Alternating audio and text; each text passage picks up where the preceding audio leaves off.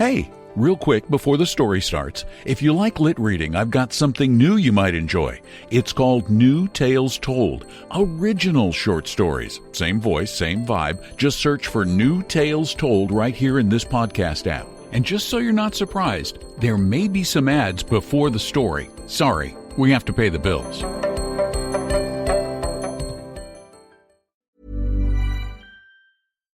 A PSA from Instacart.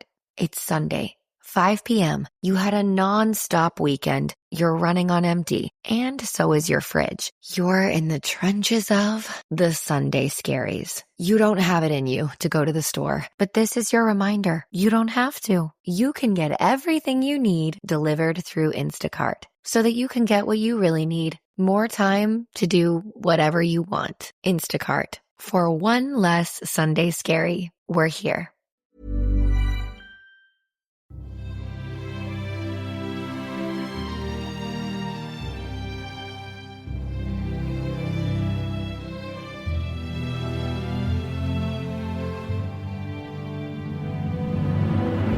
Ho ho, happy holidays again from the Readastorus. You know, I imagine that being a scarecrow is a hard enough job in the best of times. But when winter comes, it can be miserable.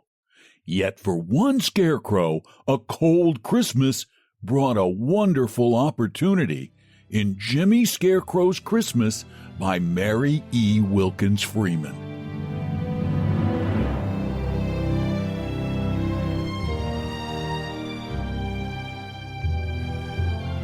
Jimmy Scarecrow led a sad life in winter. Jimmy's greatest grief was his lack of occupation. He liked to be useful, and in winter he was absolutely of no use at all. He wondered how many such miserable winters he would have to endure. He was a young scarecrow, and this was his first one. He was strongly made, and although his wooden joints creaked a little when the wind blew, he did not grow in the least rickety.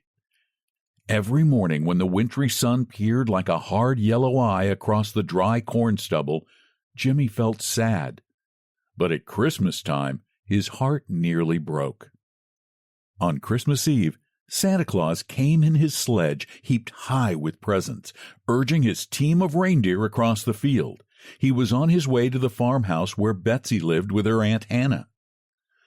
Betsy was a very good little girl with very smooth yellow curls, and she had a great many presents.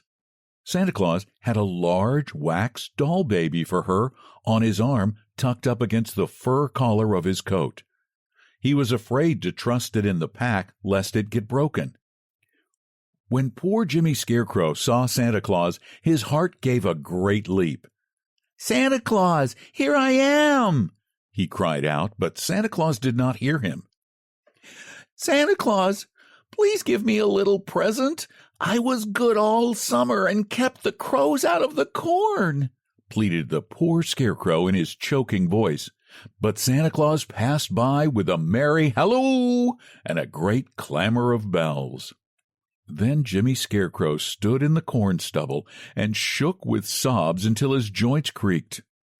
"I am of no use in the world, and everybody has forgotten me," he moaned. But he was mistaken. The next morning, Betsy sat at the window holding her Christmas doll baby, and she looked out at Jimmy Scarecrow standing alone in the field amidst the corn stubble. "Aunt Hannah," said she. Aunt Hannah was making a crazy patchwork quilt, and she frowned hard at a triangular piece of red silk and a circular piece of pink, wondering how to fit them together. "Well," said she, "did Santa Claus bring the Scarecrow any Christmas present?" "No, of course he didn't." "Why not?" "Because he's a scarecrow. Don't ask silly questions." "I wouldn't like to be treated so if I was a scarecrow," said Betsy. But her Aunt Hannah did not hear her. She was busy cutting a triangular snip out of the round piece of pink silk so the piece of red silk could be feather-stitched into it. It was snowing hard out of doors, and the north wind blew. The scarecrow's poor old coat got whiter and whiter with snow. Sometimes he almost vanished in the thick white storm. Aunt Hannah worked until the middle of the afternoon on her crazy quilt. Then she got up and spread it out over the sofa with an air of pride. "There," said she, "that's done, and that makes the 8th. I've got one for every bed in the house, and I've given 4 away. I'd give this away if I knew anybody that wanted it." Aunt Hannah put on her hood and shawl and drew some blue yarn stockings on over her shoes and set out through the snow to carry a slice of plum pudding to her sister Susan, who lived down the road. Half an hour after Aunt Hannah had gone, Betsy put her little red plaid shawl over her head and ran across the field to Jimmy Scarecrow. She carried her new doll baby smuggled up under her shawl. "Wish you Merry Christmas," she said to Jimmy Scarecrow. "Wish you the same," said Jimmy, but his voice was choked with sobs and was also muffled, for his old hat had slipped down to his chin. Betsy looked pitifully at the old hat fringed with icicles like frozen tears, and the old snow-laden coat. "I brought you a Christmas present," said she, and with that she tucked her doll baby inside Jimmy Scarecrow's coat, sticking its tiny feet into a pocket. "Thank you," said Jimmy Scarecrow faintly. "You're welcome," said she. "Keep her under your overcoat so the snow won't wet her, and she won't catch cold. She's delicate." "Yes, I will," said Jimmy Scarecrow, and he tried hard to bring one of his stiff, outstretched arms around to clasp the doll baby. "Don't you feel cold in that old summer coat?" asked Betsy. "If I had a little exercise, I should be warm," he replied, but he shivered, and the wind whistled through his rags. "You wait a minute," said Betsy, and was off across the field. Jimmy Scarecrow stood in the corn stubble with the doll baby under his coat and waited, and soon Betsy was back again with Aunt Hannah's crazy quilt trailing in the snow behind her. "Here," said she, "here's something to keep you warm," and she folded the crazy quilt around the Scarecrow and pinned it. "Aunt Hannah wants to give it away if anybody wants it," she explained. "She's got so many crazy quilts in the house now she doesn't even know what to do with them. Goodbye. Be sure you keep the doll baby covered up." And with that she ran across the field and left Jimmy Scarecrow alone with the crazy quilt and the doll baby. The bright flash of colors under Jimmy's hat brim dazzled his eyes, and he felt a little alarmed. "I hope this quilt is harmless if it is crazy," he said. But the quilt was warm, and he dismissed his fears. Soon the doll baby whimpered, and he creaked his joints a little, and that amused it, and he heard it cooing inside his coat. Jimmy Scarecrow had never felt so happy in his life as he did for an hour or so. But after that, the snow began to turn to rain, and the crazy quilt was soaked through and through. And not only that, but his coat and the poor doll baby. It cried pitifully for a while, and then it was still, and he was afraid it was dead. It grew very dark, and the rain fell in sheets. The snow melted, and Jimmy Scarecrow stood halfway up his old boots in water. He was saying to himself that the saddest hour of his life had come, when suddenly he again heard Santa Claus's sleigh bells and his merry voice talking to his reindeer. It was after midnight. Christmas was over, and Santa was hastening home to the North Pole. "Santa Claus! Dear Santa Claus!" cried Jimmy Scarecrow with a great sob, and that time Santa Claus heard him and drew rein. "Who's there?" he shouted out of the darkness. "It's only me," replied the Scarecrow. "Who's me?" shouted Santa Claus. "Jimmy Scarecrow." Santa got out of his sledge and waded up. "Have you been standing here ever since the corn was ripe?" he asked pityingly, and Jimmy replied that he had. "What's that over your shoulders?" Santa Claus continued, holding up his lantern. "It's a crazy quilt." "And what are you holding under your coat?" "The doll baby that Betsy gave me, and I'm afraid it's dead," poor Jimmy Scarecrow sobbed. "Nonsense!" cried Santa Claus. "Let me see it." And with that he pulled the doll baby out from under the Scarecrow's coat and patted its back and shook it a little, and it began to cry and then to crow. "It's all right," said Santa Claus. "This is the doll baby I gave Betsy, and it is not at all delicate. It went through the measles and the chicken pox and the mumps and the whooping cough before it left the North Pole. Now get into the sledge, Jimmy Scarecrow, and bring the doll baby and the crazy quilt. I have never had any quilts that weren't in their right minds at the North Pole, but maybe I can cure this one. Get in." Santa chirruped to his reindeer, and they drew the sledge up close in a beautiful curve. "Get in, Jimmy Scarecrow, and come with me to the North Pole," he cried. "Please, how long shall I stay?" asked Jimmy Scarecrow.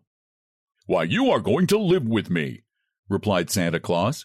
"I've been looking for a person like you for a long time." "Are there any crows to scare away at the North Pole? I want to be useful," Jimmy Scarecrow said anxiously. "No," answered Santa Claus, "but I don't want you to scare away crows. I want you to scare away Arctic explorers. I can keep you in work for 1,000 years, and scaring away Arctic explorers from the North Pole is much more important than scaring away crows from corn. Why, if they found the pole, there wouldn't be a piece an inch long left in a week's time, and the earth would cave in like an apple without a core. They would whittle it all to pieces and carry it away in their pockets for souvenirs. Come along, I'm in a hurry." "I will go on 2 conditions," said Jimmy. "First, I want to make a present to Aunt Hannah and Betsy next Christmas." "You shall make them any present you choose. What else?" "I want some way provided to scare the crows out of the corn next summer while I'm away," said Jimmy. "That is easily managed," said Santa Claus. "Just wait a minute." Santa took his pen out of his pocket and went with his lantern close to one of the fence posts and wrote these words upon it. "Notice to crows.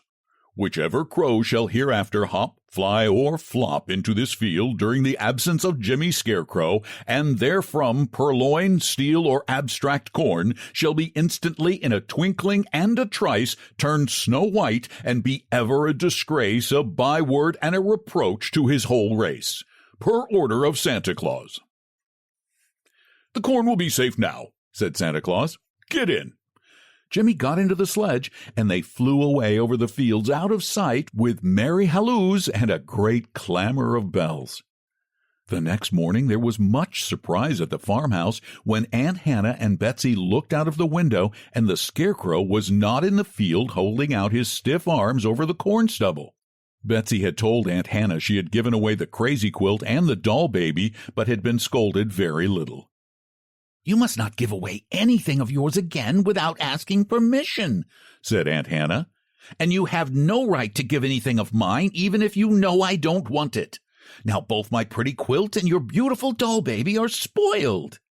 That was all Aunt Hannah had said. She thought she would send John after the quilt and the doll baby next morning as soon as it was light. But Jimmy Scarecrow was gone, and the crazy quilt and the doll baby with him. John, the servant, searched everywhere, but not a trace of them could he find. "They must have blown away, Mum," he said to Aunt Hannah. "We shall have another Scarecrow next summer," said she. But the next summer there was no need of a Scarecrow, for not a crow came past the fence post on which Santa Claus had written his notice to crows. The cornfield was never so beautiful, and not a single grain was stolen by a crow, and everybody wondered at it, for they could not read the crow language in which Santa had written. "It is a great mystery to me why the crows don't come into our cornfield when there is no Scarecrow," said Aunt Hannah. But she had a still greater mystery to solve when Christmas came round again. Then she and Betsy had each a strange present. They found them in the sitting room on Christmas morning. Aunt Hannah's present was her old crazy quilt remodeled, with every piece cut square and true and matched exactly to its neighbor. "Why, it's my old crazy quilt, but it isn't crazy now," said Aunt Hannah, and her very spectacles seemed to glisten with amazement. Betsy's present was her doll baby of the Christmas before, but the doll was a year older. She had grown an inch, and could walk and say Mama and How do. She was changed a good deal, but Betsy knew her at once. "It's my doll baby," she cried and snatched her up and kissed her. But neither Aunt Hannah nor Betsy ever knew that the quilt and the doll were Jimmy Scarecrow's Christmas presents to them.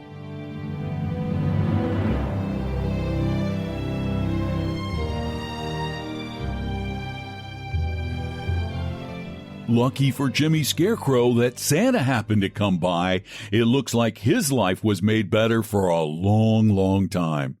Well, I love a good Christmas story. I hope you do too. And please tell your friends about Readastorus stories and tell your folks to listen to our other stories at LitReading.com. Thanks for listening and have a Merry Christmas and a Happy New Year.